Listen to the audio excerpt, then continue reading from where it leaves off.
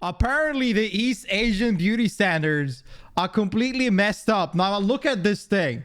This can't be real. This has to be AI. This is fake. This is Photoshop. There's no way there are women like this. And if you look like this, please call me. Let's take a look at this video. East Asian beauty standard is hopeless. My East Asian mom thinks that Taylor Swift has gotten fat ever That is just East European as well. since her Reputation album. My mom is Chinese Singaporean, so by her standard, someone like Trump would fall into the extremely fat category, and Taylor Swift post Reputation would fall under ordinary fat. Yes. Also, Taylor got There are levels to fat. But the thing is that the way middle-aged moms in East Asia, I guess, and also East Europe, the way they level them, there's a tier list, right? So you have like the one where you are basically fat, and then you have like kind of fatter, and then you got fatty, and then you got super fat. Like the fact that they have like multiple different tier, and the thing is that fat for an East European or East Asian mom, I assume they're basically the same, is that it doesn't necessarily mean like fat for them is basically skinny fat. It's that you have a little bit of fat around your waist. You are still wearing a shirt and there's nothing coming out. But since you have a little bit of belly, since you have a little bit of form, you for sure damn know your mom is gonna tell you. Now, I told this story yesterday. I'm gonna say it again. During COVID, it was a bad time. I did not have fun. I bet you didn't even have fun. People were going crazy outside. But you know what they did here? They shut down all of the gyms, and they shut them down for a year, right? And what can you do when they shut down the gyms? Nothing. You can't work out. Now, you could work out a little bit outside, but most people were stuck at home. And I stopped working out as much, obviously. And there was turning a little bit fat on my body. I could still wear a shirt and people would think I worked out for years. But my mom looked at me and she said, "You're starting to get fat. Eat less." And I'm like, "Where?" And then she grabs my belly, and she can't grab anything. She's not even grabbing anything. She's grabbing a little bit of skin, and she's like, "There." I'm like, "There's nothing there." hand, which my mom does not like. Jim, what a nightmare, she used to truly. look so white and skinny and beautiful. What happened to that? End quote. And the craziest thing is, my mom is far from being alone in thinking that way in East Asia. Here, the three key standards of beauty are: number one, having white, pale skin; number two, being skinny; and number three, having big eyes with double eyelids, which is not hard to picture at all. Just think of Gollum from Lord of the Rings, alright? Big eyes, skinny, pale skin. Oh, sorry, I forgot there's a fourth standard: looking young. By that, I mean not just young. You want to look as age-defying as possible, like a vampire. You want to be 50 years old but look 20. 38? That's right. 40? On top That of is this, a you got 58-year-old woman right there. 40? That is a 50-year-old lady. I'm telling you right now. I know she's 58, for sure. But she kind of looks like she's like 22. On top of this, you gotta remember that 400-year-old East Asia vampire. is driven by this unapologetic. I still can't get over the fact that when I was in a party in Tokyo, there was this girl. Like, my friend was talking to this girl, and I came by my friend to just say yo. And like, we were at a party, and like, we were a club in a nightclub in Tokyo. And he was talking to this girl, and he's like, he's like asking me, how old do you think she is? And I look at her, and she looks, I think I remember she looked like she was 19.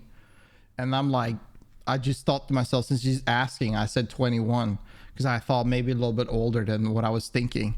And he's like, no.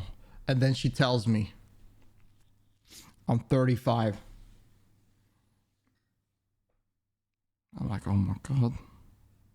This girl looks like she's a teenager, but she's like double my age. What the hell? culture of shame. If you gain some weight, your parents and relatives would call you out, like right in your face kind of thing. What this entails is that the pursuit of these standards can get obsessive. From beauty YouTubers who'd spend hours enlarging their eyes, making them look 3 times bigger before they go on a date, to celebrities who'd get needle injections to make their skin look whiter. So you think the current beauty trends on Western social media are already bad and toxic? Well, in East Asia, it's that but amped up by 200. So in this video, let's expose it all. First, let's talk about skin tone. If you've traveled to East Asia in summer, you might have seen a really weird practice. People put up umbrellas under the sun to shield themselves from the sunlight and thus to avoid getting tanned. A tradition my mom has carried over here living in North America.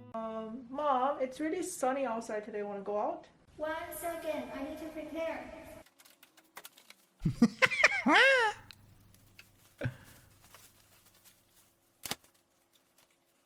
To be fair, there's nothing wrong with wearing sunscreen or avoiding the scorching sun, which you should be doing if you don't want skin cancer. The thing is though, in East Asia, the purpose of doing all this sun protection is not so much health related, it's more about avoiding the tan. And how white is enough? Ideally, you want to be as white as snow or milk. The highest compliment one can give to someone's skin is to say something like, your skin is even whiter. I wonder how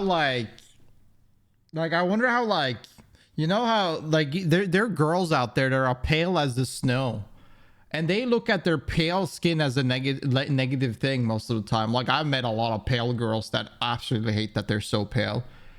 So it is funny to see how the shades are completely different from their perspective, like bloodletting the paler skin. That's nuts. White people. Irene from Red Velvet is widely considered to be on purpose, a goddess level beauty. I actually don't tan on. I tan on purpose. So like I go to the sun on purpose, but like I don't go to like this tanning salon or something like that. Even earning titles like the strongest visual of the era. According to Korean netizens, one of her most desirable beauty traits is her snow white, pale skin. In Japan, most skincare commercials will advocate for something called toumeikan, sense of transparency, meaning you want your skin to be so bright that it almost looks transparent. On Chinese social media, pretty much every beloved... I have one random question.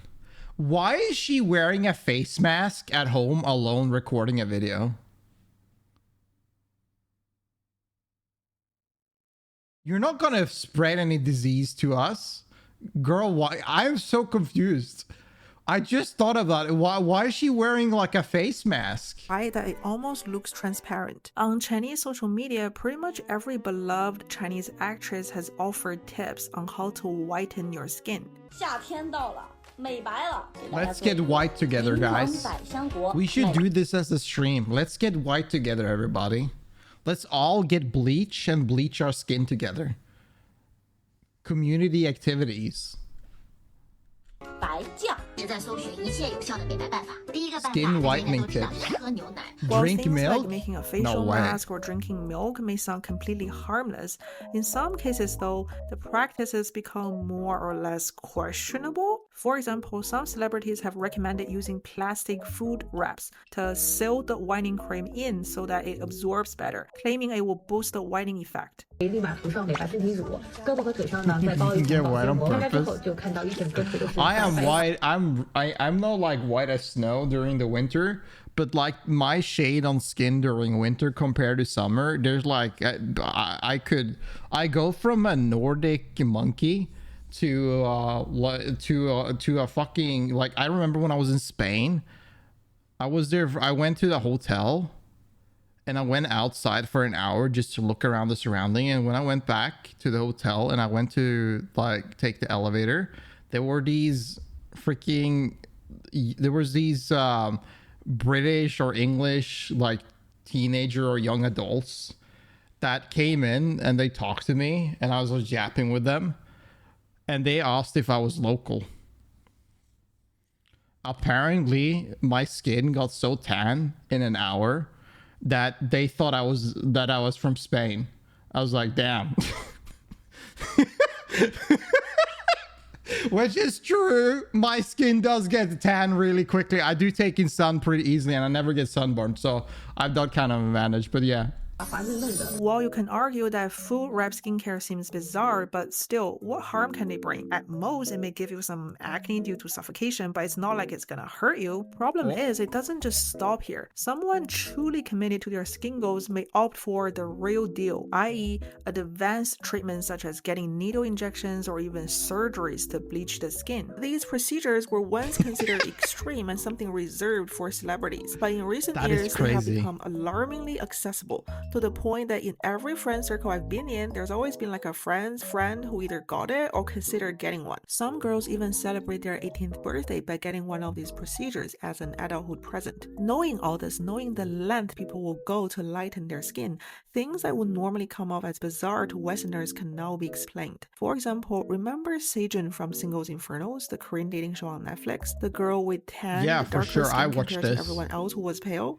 I personally think Sejun is beyond gorgeous, and all my North American friends think she's really, really hot. Perhaps even the most attractive contestant. Imagine getting your surgery for your 18th birthday as a gift.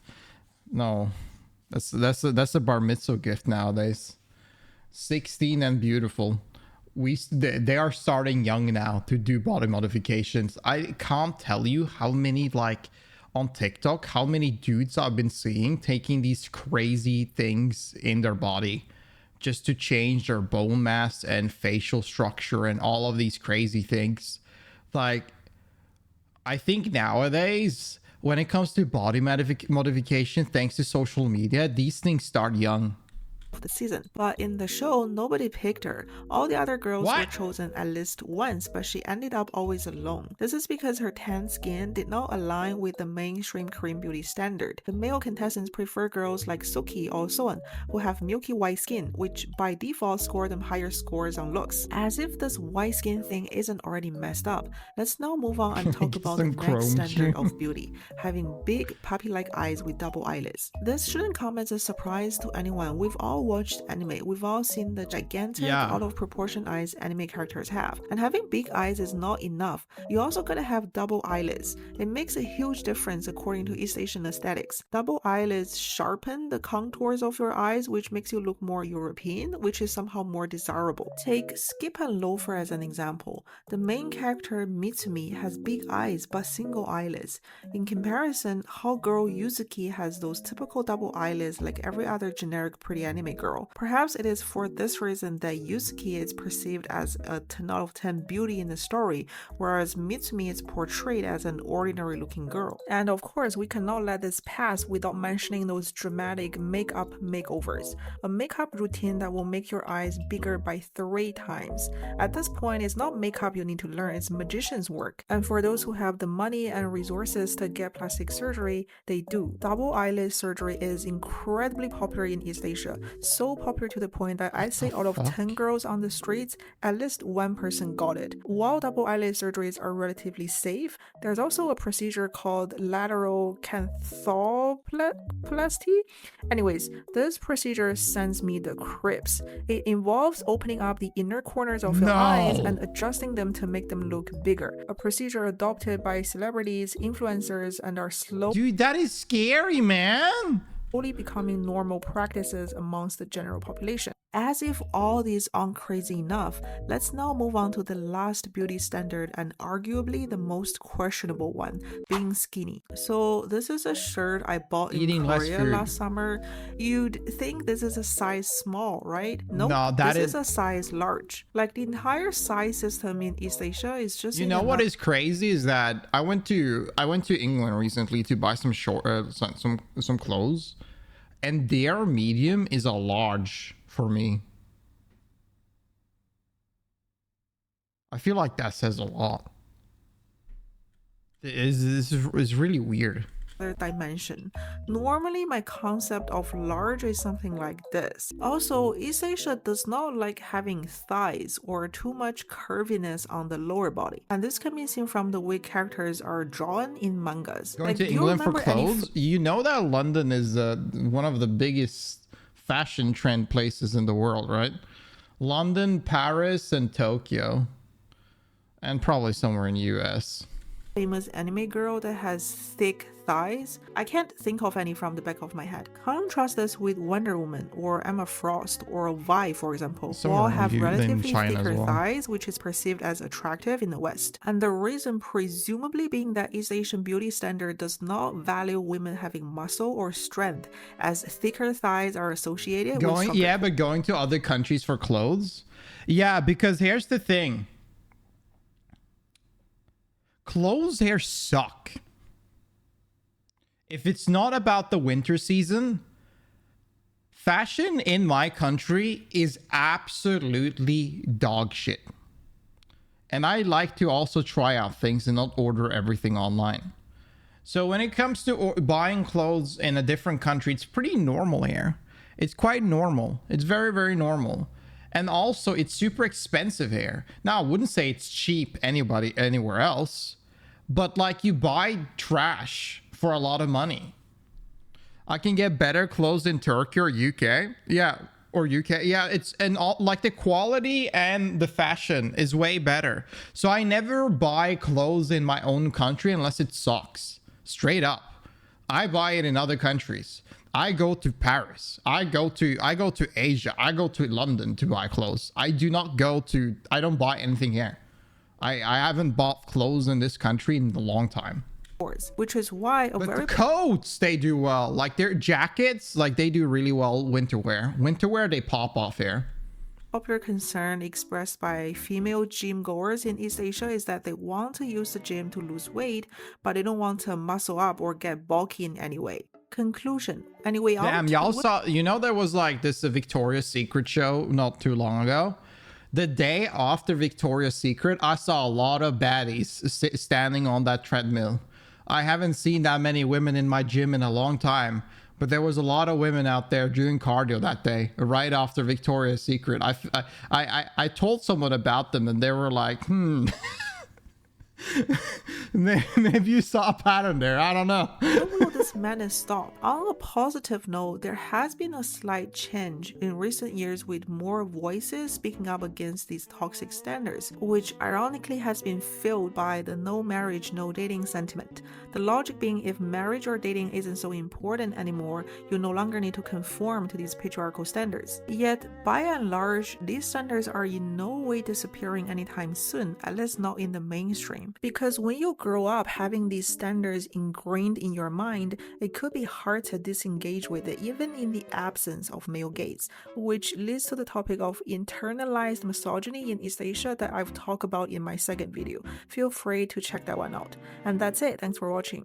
I think media has a big influence. Like I just said, Victoria's Secret. I remember there was like another thing for dudes.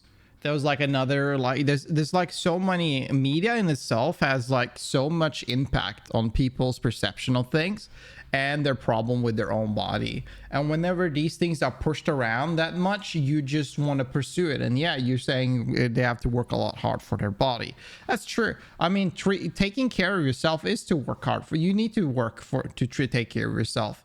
And in some way, it is about yourself. Like some people view it as also a way of self-respect and like in many ways just to better themselves. Someone has to buy these surgeries, right? Yeah, I mean, it's obviously we always need to have someone needing to buy these surgeries. What are the surgeons going to do, man? They need money. Poor surgeons. There was insane body trends when there wasn't media as well. I feel like there's always some psychological issues around that topic, obviously. But I think that nowadays with social media, there's a big boom in body dysmorphia. There's a massive boom within this field. People need to have self-respect and not continually compare themselves to others. The problem is that we have like a human nature, that our human nature in some degrees wishes to be better than others. And there are things where you do compare yourself to others all the time. I think there's like some tribalistic mentalities that are left behind from older days that are stuck around at this time. We want to be as good as we can. Some people just give up, but at some point or just generally, you don't want to look bad. You don't want to be like, you don't want to look in a certain way or have like something negative about you or be perceived in a negative light. You want to make it sure that you're perceived as good as possibly could. And depending on how much you wish to like push that direction is up to you, and whatever you think people will perceive you in a better light is also kind of up to you, because most of these thoughts and ideas are fabricated by your own mind. Oh, they were, but it was worse now. Yeah, not nearly as bad as it now. Yeah, now it's really bad. Women passed out for the corset. It is worse now, yes, but it was never better, is what I'm saying. Yeah, true. I mean, people still wear corset. They haven't stopped wearing corset. I've seen a lot of there's a lot of women nowadays that I know also that wears corset now. So I think that's never going away. As many of these things, they will probably be stuck in time and never vanish. That'll be a video though. That was a good one.